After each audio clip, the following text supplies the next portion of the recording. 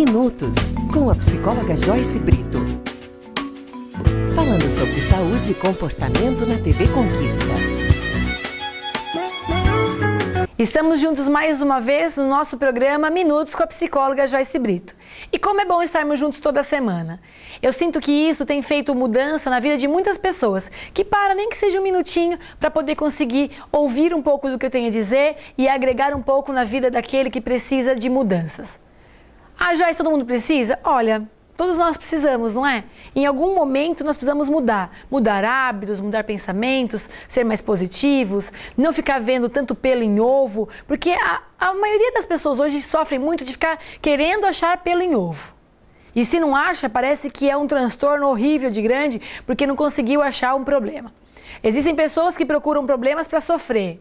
E olha, eu vejo isso no meu dia a dia, o tempo todo, com as pessoas que estão ao meu redor e que passam por mim. E por falar em pessoas que passam por mim, eu, graças a Deus, fico muito feliz com as pessoas que estão assistindo esse programa, que foi criado para vocês. E duas pessoas me pararam, uma me parou na rua e a outra me mandou um e-mail fazendo algumas questões que são importantes do que nós já estamos falando nesses últimos tempos. Lembra que eu disse? Estamos agora abrindo janelas de várias outras possibilidades e de várias outras coisas que talvez nós estamos sentindo e que não nos damos conta que é algum problema emocional. Claro que eu deixo bem tranquilo para vocês aqui, claro também de que nem tudo é um transtorno, mas que ajustes emocionais e cognitivos são necessários que nós façamos o tempo todo. Afinal, vira e mexe, estamos vivendo situações diferenciadas e lidando de maneiras diferenciadas com cada uma delas. Então hoje eu trouxe aqui duas perguntas importantes de pessoas que estão assistindo o meu programa, que estão acompanhando desde o princípio e estão adorando. Olha que delícia, não é? A primeira foi a dona Marlene, que me perguntou: Joyce, eu queria saber se ter medo de entrar no elevador é aquele transtorno que você disse semana passada, o TEPT. O transtorno de estresse pós-traumático. E também tem as questões de um senhor que só colocou a sigla. É importante isso porque aqui nós também respeitamos você. E ele colocou: eu sou CAS, é um homem, e disse: eu tenho tido dificuldades de ter uma boa relação sexual com minha esposa.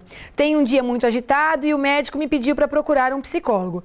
Pode ser algum transtorno desses? Eu não consigo responder as duas perguntas hoje. Então hoje eu deixo a pergunta da dona Marlene, que fala sobre a questão de ter medo no elevador. Dona Marlene, se a senhora ou qualquer outra pessoa que também tem medo de elevador ou de qualquer outra coisa, que dá aquela sensação estranha, que a respiração começa a ficar mais ofegante, de alguma situação que já viveu, a gente pode considerar um TEPT. Lembra-se que eu disse que o TEPT é um transtorno de estresse pós-traumático, ou seja, um momento que eu já tive aquele pequeno estresse e que eu comecei a adquirir um medo daquela situação por uma experiência anteriormente vivenciada. Então mas, neste caso, que a senhora me disse que não teve nenhum problema anterior a isso e que os seus pensamentos vieram de medo de algumas coisas, eu começo a dizer, então, que nós estamos falando de um transtorno de ansiedade generalizada, a qual classificamos como o transtorno de pânico. Como é que isso funciona? Já falamos em alguns momentos do nosso programa sobre o pânico, né? O pânico, ele é uma ansiedade de uma determinada situação que ocasionou por um medo que eu tive de vivenciar aquilo. Geralmente são mal súbitos ou crises espontâneas que vêm de um determinado momento rápido, que a gente chama de PAN, ou seja, um pensamento automático negativo que veio de uma situação e que isso me deu aquela trava, não é? Como é que ela funciona? Não dura muito tempo, no máximo 10 minutos, ou seja, se eu estou no elevador, fechado, eu começo a pensar que algo de ruim pode acontecer naquele momento e aí eu começo a ter sensações corporais diferenciadas. Eu tenho taquicardia, eu tenho sudorese, não é? Começa a me faltar o ar. Só que existem alguns estímulos externos que nos ajuda a identificar este pânico, ou seja, em algum momento eu vivi aquela situação anteriormente. E se eu vivi aquela situação e ela já foi desagradável, eu já meio que gravei aquilo. Então, se eu entrar em um elevador onde eu tive um problema do elevador ter um pane e ficar lá parada sozinha por muito tempo, automaticamente eu vou ter sim medo mais uma vez de estar nesse elevador. Só que esse transtorno, que a gente fala que é o pânico, ele pode ocasionar em qualquer momento.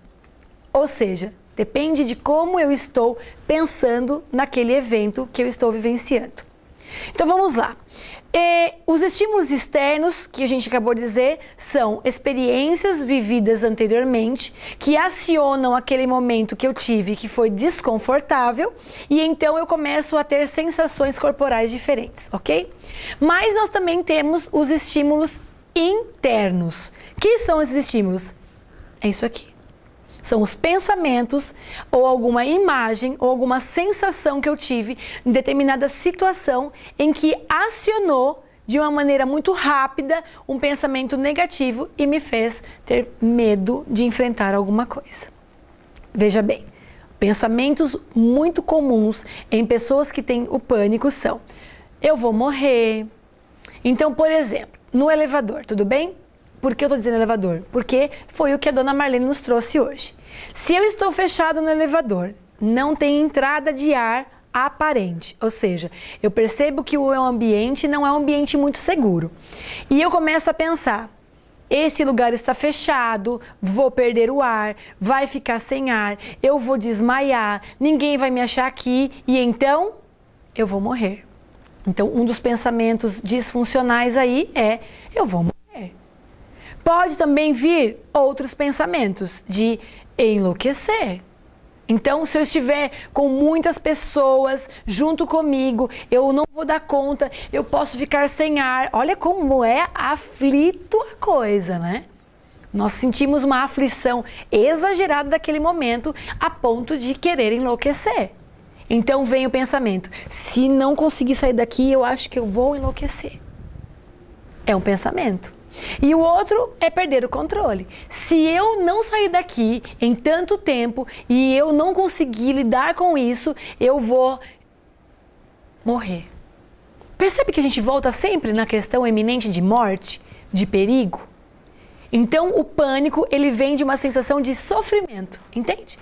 Alguma coisa pode acontecer, eu posso sofrer muito, vir a morrer e ficar aqui sem ninguém perto.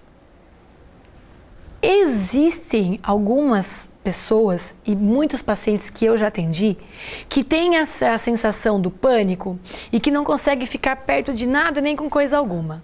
Já viram isso? Pois bem, vai subir uma ladeira caminhando e chega lá em cima, tá sem ar e já começa: eu vou morrer, vai perder meu ar, eu vou perder o controle.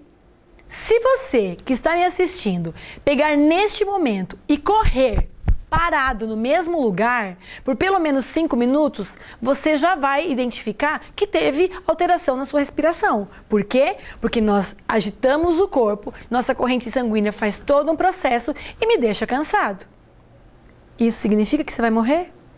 Não. Isso significa que o teu corpo precisa trabalhar mais, porque você colocou uma carga mais forte de movimentos e que o seu coração precisa dar conta disso. Então ele vai bombear mais sangue, ok? Para que você consiga entrar no seu estado normal. E isso vai morrer? Eu sei que é difícil. Não estou dizendo aqui que é fácil controlar essas sensações. Já você fala assim como se fosse fácil. Não, não é fácil. Mas é necessário que eu consiga pensar e refletir sobre em que momento as coisas acontecem para que eu não fique nenhum momento com pânico efetivamente. Ok? Nós temos duas causas que são bem importantes dentro de um transtorno generalizado de ansiedade e que envolve o pânico, que é a fobia social e a agorafobia. Muitas pessoas confundem muito essas duas porque elas são um pouco similares. Quando eu falo de fobia social, o que é isso? Aquela pessoa tem fobia social. Significa que eu tenho uma preocupação e um medo de uma incapacidade minha de lidar com a interação social. Lembra dos esquemas? Ele entra como um esquema de incapacidade, ou seja, eu não consigo fazer amizade, eu não sou suficientemente bom para estar aqui, então eu começo a ter a sensação do pânico. que aí a gente chama de fobia social. O que envolve isso? A esquiva. Ou seja, eu começo a evitar, a me esquivar de situações em que tenha muitas pessoas e aí eu começo a ter a minha fobia social. O que é então agora a fobia? É o medo incontrolável de ter um possível ataque de pânico. Ou seja, de começar a ter sudoreses, de ter batedeira, de ter coisas nesse sentido que ela já vivenciou. Então ela tem um medo exagerado de passar mal. Percebe? Então a fobia social é de estar com as pessoas. Como é que eu vou lidar com aquilo? Será que eu sou capaz de estar com alguém? Será que eu sou capaz de me dar bem naquele grupo? E agora a fobia, eu falo sobre o medo incontrolável de ter um ataque. E isso acontece quando eu estou num ambiente onde eu verifico que não tem nada que é seguro para mim. Não tem uma janela que eu possa abrir, não tem uma porta que eu possa sair. E aquilo começa a acumular vários estímulos negativos. Então, não só a dona Marlene, mas como tantas outras pessoas que têm várias questões complicadas de estar em lugares fechados, é importante que isso a gente não considere um TEPT. Nós consideramos uma fobia, aliás, um pânico, e que pode estar relacionado nessa fobia social ou na agorafobia. E aí, Joyce, o que eu faço com isso? Então a gente começa a pensar de qual é a probabilidade de eu, Joyce, passar mal aqui porque está tudo fechado, porque eu não tenho uma janela. 0,001. Então eu começo a ver mais possibilidades de ficar bem do que de ficar mal. Percebe? Nós, enquanto seres humanos, já é muito prático, como eu disse no começo, de ficar procurando pelo em ovo, não é? Nós estamos o tempo todo procurando problemas. Então agora eu quero convidar você a procurar soluções. Ou seja, para que você consiga identificar no ambiente onde você está, qual é a possibilidade de você ficar sem ar. Lembrando que o nosso corpo aguenta um bom tempo sem ficar com alguma coisa aberta e que o ambiente tem oxigênio suficiente para a gente respirar e ficar bem. Como é que eu consigo evitar tudo isso, Joyce? Façam coisas devagar. Não atropelem as coisas, não é? Não dá para eu poder pular de agora para o último degrau da escada. Vamos degrau por degrau. Então, nós fazemos sempre um teste. Se você mora no 4º andar, no 6º andar e precisa do elevador, não precisa subir o 6º andar, mas tenta subir 1 e desce. Então nós vamos nos aproximando um pouco mais naquilo que é aversivo para nós, que nos causa desconforto, até que a gente reduza essa ansiedade e começa a perceber que dá para viver tranquilamente bem. Tudo bem? E as perguntinhas que eu sempre digo, não deixe de fazer para vocês. Onde eu quero chegar? O que uma pessoa faria no meu lugar? E que conselho daria para alguém que estivesse passando por a mesma situação que eu estou? São 3 perguntinhas que você já pode começar a se fazer, de maneira que você consiga ajustar e flexibilizar os seus pensamentos negativos para algo mais positivo e mais assertivo. Afinal das contas, estamos juntos aqui só por um momento, só por alguns minutos, mas que eu quero que isso eternize na sua vida. Porque viver não é fácil, viver é complicado, mas também é divertido. Então que você consiga viver bem com essas dicas e na semana que vem eu vou responder aí as questões do nosso paciente, né, que eu me considero um paciente, o senhor CAS, que me fala sobre a dificuldade que ele está tendo em ter uma relação sexual com a esposa e que o próprio médico pediu para que ele procurasse um psicólogo. Talvez a pergunta do senhor CAS também deve ser sua. Então não perca. Nos acompanhe aqui na TV Conquista. Pode mandar o seu e-mail para o joycebritopsicologa@gmail.com ou para o próprio e-mail da TV Conquista. Nós estamos aqui sempre dispostos a fazermos o melhor, nem para mim, nem para o outro, mas para todos nós. Você, para mim, é a peça fundamental. Muito obrigada, uma ótima semana, dias, horas. Aproveite cada um deles, porque o que passa não volta mais. Muito obrigada, agradeço de coração a todos que estão me assistindo e, como sempre, a minha querida diretora da Mary Kay, Simone Cunha, pelo make desta semana. Muito obrigada e nos vemos em breve.